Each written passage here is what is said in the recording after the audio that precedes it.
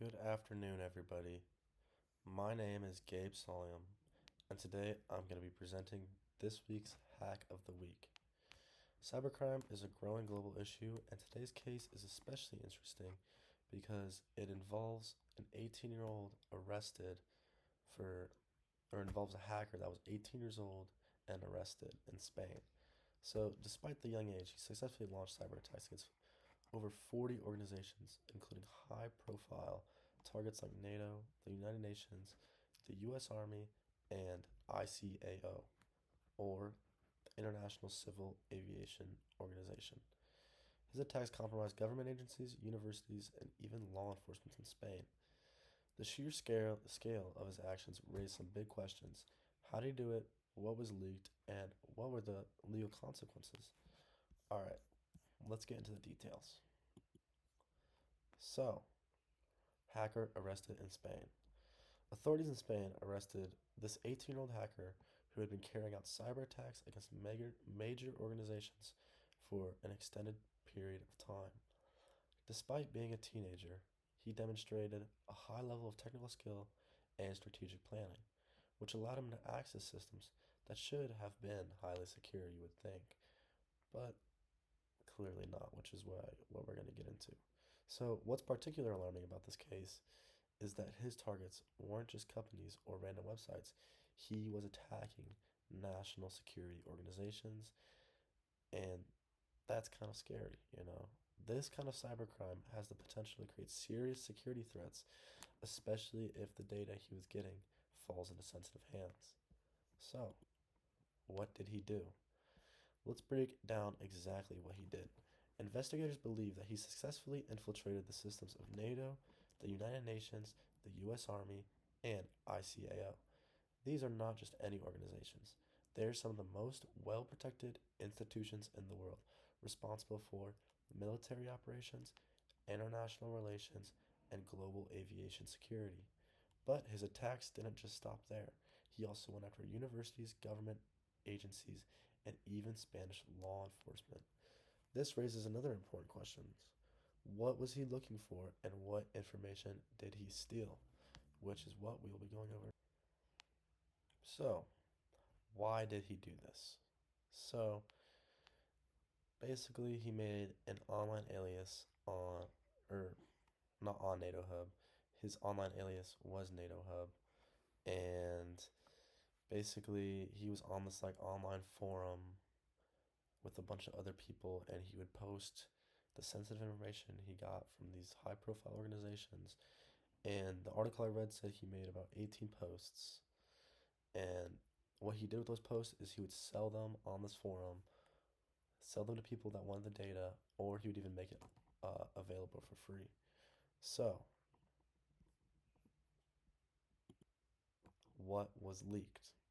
The biggest concern with cyber attacks like these is always the data that gets exposed.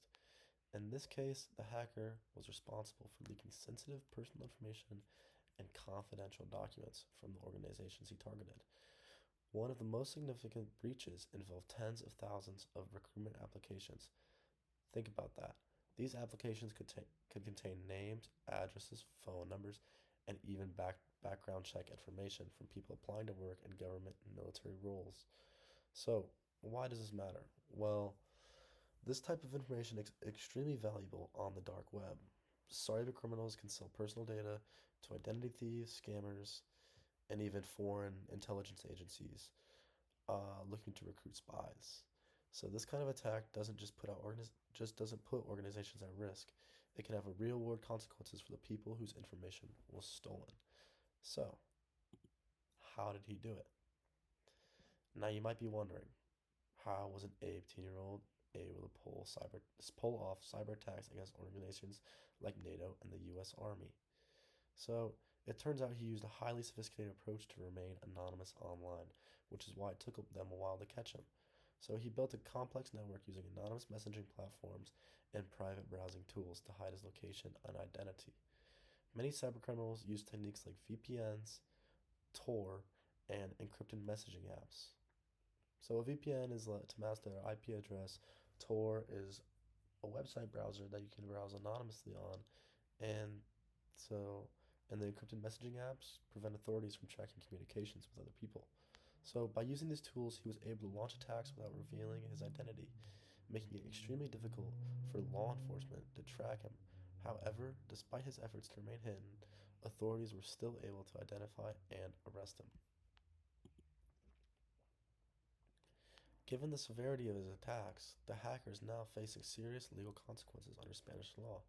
He has been charged with discovery and disclosure of secrets, illegal access to computer systems, damaged computers, and money laundering. Under Spanish laws, these charges carry a maximum sentence of 20 years in prison. That's a significant punishment, especially for an 18-year-old. This case raises an interesting debate.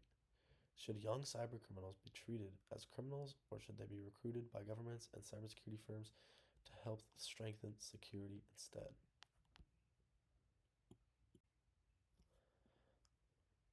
So, this case highlights a few takeaways. Cybercrime is evolving. Attackers are getting younger, more skilled, and more organized. And data security is critical. Even large organizations like NATO and the US Army can be breached. Law enforcement is catching up. Even though the hacker used advanced anonymous tools, authorities were still able to track him down. So, what can we learn from this? For companies and organizations, this case is a reminder that strong cybersecurity measures are essential. For us as cybersecurity professionals, it shows how quickly the field is evolving and why continuous learning and adaptation are important. Anyways, thank you for listening, and that is my presentation, and here are my sources. Thank you.